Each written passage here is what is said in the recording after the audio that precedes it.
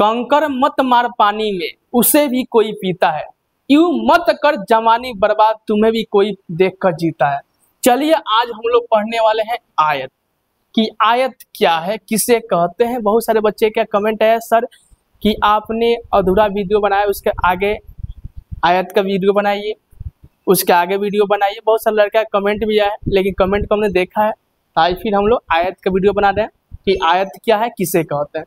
और देखो, सबसे पहले आयत को जानने से पहले आकृति को समझना आवश्यक होता है कि आयत का आकृति कैसे होता है। और सबसे पहले हम लोग क्या करेंगे, आयत का यहाँ पर आकृति बना लेंगे और इसका नाम लेते हैं ए, बी, सी और डी।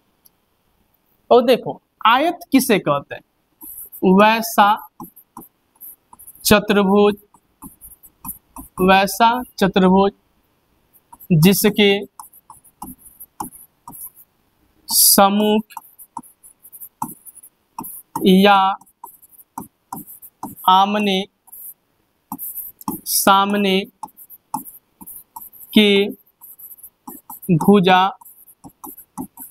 बराबर हो और प्रत्येक कोण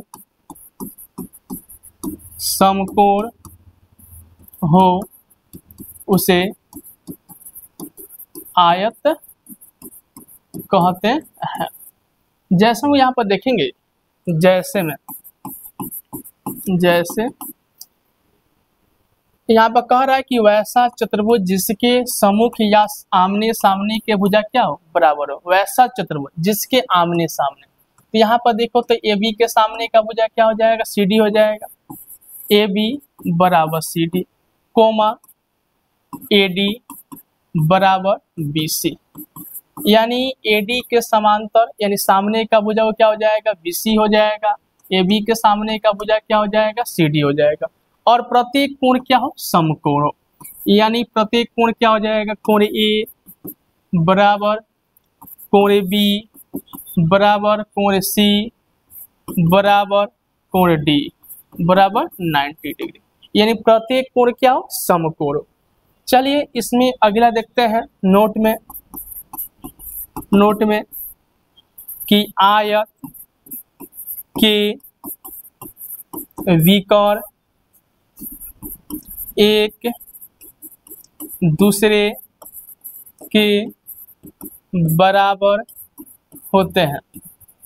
यानी कह रहा है कि आयत का जो विकर्ण होता है, विकर्ण बाबू क्या हो जाएगा, ए सी बराबर बाबू क्या हो जाएगा, बी डी। अब कह रहा है कि तीसरा इसमें पॉइंट मिलता है कि आयत के विकर्ण एक दूसरे को समद्वि भाजित करता है। यानी आयत के जो विकर्ण होते हैं एक दूसरे को क्या करते हैं, समद्विभाजित करते हैं। और यहाँ पर जो समद्विभाजित जो रेखा मिलता है एक दूसरे के क्या होता है, बराबर होता है। देखो यहाँ पर ए ओ बराबर सी ओ बराबर बी ओ और बराबर डी ओ। कोई दिक्कत, यानी ए वाला जो भुजा होगा इस भुजा के बराबर होगा, ए वाला जो भुजा होगा इस भुजा के बराबर होगा। यानी विकर्ण से बनने वाले जो भुजा होते हैं एक दूसरे के क्या होते हैं, बराबर होते हैं। कोई दिक्कत। चलिए हम लोग नेक्स्ट टॉपिक देखने वाले। नेक्स्ट टॉपिक वो क्या है, समांतर चतुर्भुज। और क्या नेक्स्ट टॉपिक है, समांतर चतुर्भुज। इस सबसे पहले एक समांतर चतुर्भुज का हम लोग फिगर बना लेते हैं। ए बी सी और डी, इसको बोलेंगे वैसा चतुर्भुज जिसके सम्मुख या आमने सामने का भुजा बराबर या समांतर हो उसे समांतर चतुर्भुज कहते हैं। जैसे अब यहाँ पर लिखे हैं वैसा चतुर्भुज जिसके सम्मुख, सम्मुख माने क्या होता है, सामने, या आमने सामने का भुजा बराबर हो या समांतर हो, उसी को क्या बोलते हैं, समांतर चतुर्भुज कहते हैं। जैसे में देखेंगे आमने सामने यानी ए बी समांतर C D, comma A B बराबर C D, comma A D समांतर B C, comma A D बराबर बी सी। यानी कह रहा है कि सम्मुख, सम्मुख मतलब क्या होता है, सामने, यानी मेरे सामने कोई भी आकृति होगा क्या होगा, बराबर होगा। यानी जैसे हम यहाँ पे देखेंगे ए बी के सामने का भुजा क्या हो जाएगा, सी डी हो जाएगा, ए डी के सामने का भुजा क्या हो जाएगा, बी डी हो जाएगा। यानी ए वाला जो भुजा होगा इस भुजा के समांतर या बराबर होगा, ये वाला जो भुजा होगा इस भुजा के समांतर या बराबर होगा। कोई दिक्कत, एक बार आप लोग स्क्रीनशॉट ले सकते हैं। चलिए हम लोग नेक्स्ट देखने वाले हैं। नेक्स्ट है सम चतुर्भुज। और क्या है, सम चतुर्भुज, तो इसको बोलेंगे। तो सबसे पहले सम चतुर्भुज को परिभाषा देखने से पहले हम लोग आकृति को देखते हैं, ए बी सी और डी। देखिए सम चतुर्भुज होता है क्या है कि इसके चारों भुजा क्या होते हैं, बराबर होते हैं। अगर इसका मान ए होगा तो ये भी ए हो जाएगा, और ये भी हो जाएगा, ये भी क्या हो जाएगा, ए हो जाएगा। तो इसको लिखेंगे वैसा चतुर्भुज जिसके चारों भुजा समान लंबाई की हो और बराबर हो उसे सम चतुर्भुज कहते हैं। जैसे, और इसमें कह रहा है कि वैसा चतुर्भुज जिसके सामने का भुजा या चारों भुजा क्या हो, बराबर हो या समान लंबाई की हो, उसी को हम लोग क्या बोलते हैं, सम चतुर्भुज। जैसे में देखेंगे यहाँ वो देखेंगे कि ए बी बराबर बी सी बराबर सी डी और बराबर ए डी। यानी ए वाला जो भुजा होगा इस भुजा के बराबर होगा, ए वाला इसके बराबर होगा, ए वाला इसके बराबर। इन चारों भुजा क्या होते हैं, एक दूसरे के बराबर होते हैं। और देखो नोट में देखेंगे, नोट नंबर देखेंगे इसमें कि सम चतुर्भुज के विकर्ण एक दूसरे को समद्वि भाजित करता है, लेकिन बराबर नहीं होता है। जैसे वो देखेंगे कि इसका विकर्ण क्या हो जाएगा, AC हो जाएगा, इसका विकर्ण क्या हो जाएगा, BD हो जाएगा। और कह रहा है कि AC जो विकर्ण होता है यानी BD विकर्ण को क्या करता है, समद्विभाजित करता है। यानी इसमें हम लोग को जो देखने को मिलता है कि BO बराबर DO कोमा AO बराबर CO, यानी ए वाला भुजा इस भुजा के बराबर होगा और ए वाला भुजा इस भुजा के बराबर होगा, लेकिन एक दूसरे को समद्विभाजित करता है, लेकिन समद्विभाजित रेखा एक दूसरे के बराबर नहीं होते हैं। तो अगला हम लोग पॉइंट देखने वाले हैं। देखो इसमें एक और इफेक्ट हम लोग देख लेते हैं। इफेक्ट क्या है कि इसमें दो प्रकार का विकर्ण पाया जाता है। पहले का एक छोटा विकर्ण छोटा विकर्ण अब क्या हो जाएगा, BD हो जाएगा। एक बड़ा विकर्ण अब क्या हो जाएगा, AC हो जाएगा। यानी इस चतुर्भुज में दो प्रकार के विकर्ण पाए जाते हैं, एगो छोटा विकर्ण होता है, एगो बड़ा विकर्ण होता है। छोटा विकर्ण इसमें क्या हो जाएगा, BD हो जाएगा, और बड़ा विकर्ण क्या हो जाएगा, AC हो जाएगा। चलिए हम लोग नेक्स्ट टॉपिक देखने वाले हैं। नेक्स्ट टॉपिक है समलंब चतुर्भुज। वो क्या है, समलंब चतुर्भुज। तो सबसे पहले एक समलंब चतुर्भुज का आकृति बनाएंगे।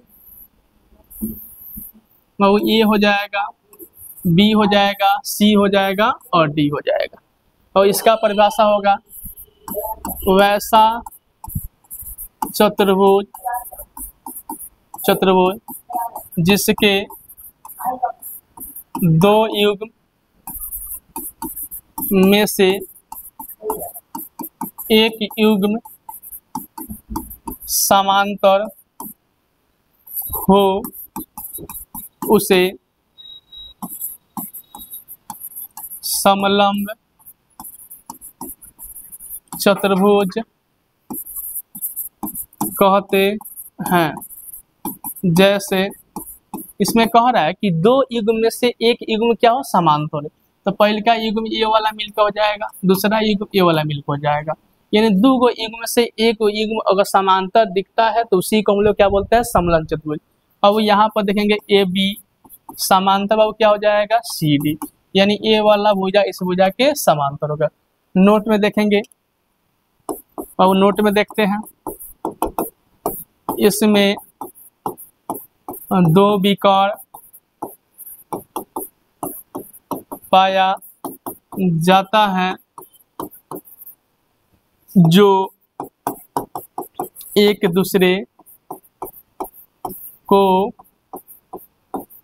समद्वि भाजित करता है।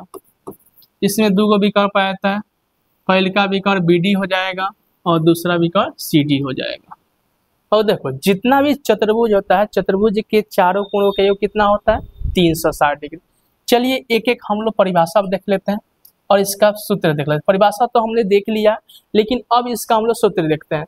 और सूत्र देखने वाले हैं, सबसे पहले हमने पढ़ा था वर्ग। क्या पढ़ाई किया था, वर्ग। तो सबसे पहले वो वर्ग का हम लोग फिगर बना लेंगे। यहाँ बना लिए ए बी सी और डी। तो सबसे पहले वर्ग का क्षेत्रफल, तो वर्ग का क्षेत्रफल क्या होता है, भुजा स्क्वायर। क्या होता है, भुजा स्क्वायर। वर्ग का परिमाप, तो वर्ग का परिमाप क्या होता है, 4 गुने भुजा। अब क्या होता है, 4 गुने भुजा। एक भुजा बराबर क्या होता है, परिमाप बटा 4। आप स्क्रीनशॉट ले सकते हैं, देख लीजिए। काहे कि ये जो वर्ग होता है, वर्ग के चारों भुजा क्या होते हैं, बराबर। अगर ये होगा तो भी ये होगा, ये भी ये होगा तो भी ये होगा। परिभाषा मैंने देखा था कि वैसा चतुर्भुज जिसके चारों भुजा बराबर हो और तथा प्रत्येक कोण क्या हो, समकोण हो। और यहाँ पर प्रत्येक कोण क्या होता है, समकोण होता है। यानी कितना कोण बनता है, 90 डिग्री का। और इसका जो विकर्ण होता है एक दूसरे को समद्विभाजित करता है। वो क्या करता है, समद्विभाजित। और समद्विभाजक जो रेखा मिलता है एक दूसरे के क्या होता है, बराबर मिलता है। चारों रेखा यहाँ पर क्या होते हैं, बराबर होते हैं। अगला टॉपिक हमने पढ़ा था आयत। और क्या पढ़ा था, आयत। तो सबसे पहले आयत का यहाँ पर फिगर बनाते हैं। ए हो जाएगा, बी हो जाएगा, सी हो जाएगा, डी हो जाएगा। तो सबसे पहले का जो फॉर्मूला इसे बनता है, आयत का क्षेत्रफल। आयत का क्षेत्रफल क्या होता है, लंबाई गुने चौड़ाई। अब क्या होता है, लंबाई गुने चौड़ाई। आयत का परिमाप, परिमाप क्या होता है, 2 इंटू लंबाई प्लस चौड़ाई। कोई दिक्कत। और देखो इसका परिभाषा हमने पढ़ा था कि वैसा चतुर्भुज जिसके सामने का भुजा क्या हो, बराबर हो, या समूह भुजा क्या बराबर हो, और प्रत्येक कोण क्या हो, समकोण हो। और इसमें ही 2 प्रकार का विकर्ण होता है, एक एसी होता है और बीडी। और इसमें भी एक दूसरे को क्या करता है, समद्विभाजित करता है। बाकी देखिए इसमें अगर नेक्स्ट हम लोग समलंब को देखते हैं, वो किसको देखते हैं, समलंब को। तो ए बी सी और डी समलंब चतुर्भुज का क्षेत्रफल। समलंब चतुर्भुज क्षेत्रफल क्या होता है, 1/2 A1 प्लस A2 गुने H, यानी 1/2 समांतर भुजाओं का योग गुने क्या होता है, ऊंचाई। देखिए सबका जो परिमाप होता है, जितना भी हम लोग चतुर्भुज पढ़े हैं, अगर परिमाप हम लोग को नहीं आता है निकालना, परिमाप का कोई फार्मूला नहीं दिया है, तो सबसे पहले अगर चतुर्भुज कोई भी है तो यहाँ पर हम लिख सकते हैं कि भुजा प्लस भुजा प्लस भुजा और प्लस भुजा। जैसे होता है क्या है कि इसमें कमेंट आता है कि सर ये बताइए कि हमने तो 3 को परिभाषा देखा है, आयत का देखा है, समलंब का देखा है, वर्ग का देखा है, लेकिन और जो चतुर्भुज होता है, समांतर चतुर्भुज होता है, सम चतुर्भुज होता है, उसका परिभाषा नहीं दिया, उसका क्षेत्रफल नहीं दिया रहता। क्षेत्रफल हम लोग कैसे निकालेंगे? तो याद रखना कि 3 गो के छोड़कर बाकी कोई भी चतुर्भुज दिया है, अगर क्षेत्रफल कहता है निकालने के लिए तो सीधे लिखना आधार गुने शीर्षलंब। अब क्या होता है? आधार गुने शीर्षलंब या आधार गुने अब क्या होता है? ऊंचाई। यानी इस फॉर्मूला का उपयोग अगर किसी भी आयत का क्षेत्रफल निकालना होगा या किसी भी चतुर्भुज का अगर क्षेत्रफल निकालना होगा तो आप लोग निकाल सकते हैं, इसमें कोई दिक्कत नहीं है। आगे नेक्स्ट वीडियो हम लोग पढ़ने वाले हैं त्रिभुज किससे होते हैं, त्रिभुज के कितने भागों में बांटा गया, भुजा के आधार पर, कोण के आधार पर मिलने वाले हैं।